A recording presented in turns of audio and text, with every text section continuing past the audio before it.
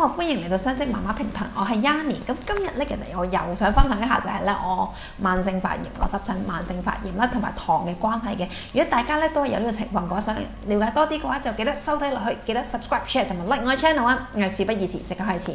大家如果對我講嘅產品或者講座有興趣嘅話，都歡迎你 WhatsApp 呢個電話揾我。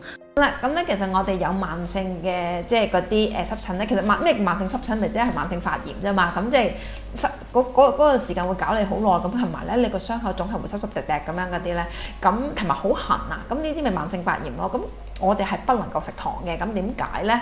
咁其實係因為咧，其實如果我哋食得太多糖嘅話咧，其實咧胰島素就會爆升，咁胰島素一爆升嘅話咧，有另外一種脂肪酸咧就會生產出嚟啦。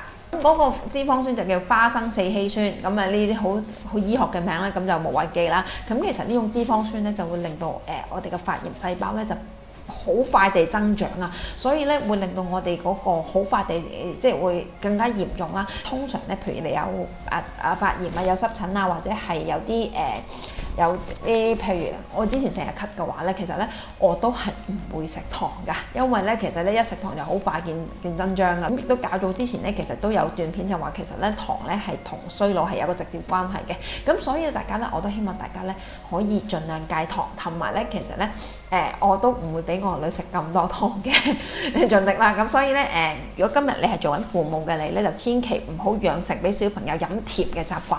即係我真係見過啲小朋友唔飲水，淨係飲甜嘢嘅。咁所以其實呢啲習慣其實唔好嘅。佢而家呢一刻因為佢嗰個新陳代謝率好，咁啊抵抗力好，所以而家呢一刻冇事嘅啫。譬如將來嘅話咧，其實佢對身體都有個比較唔好嘅影響啦。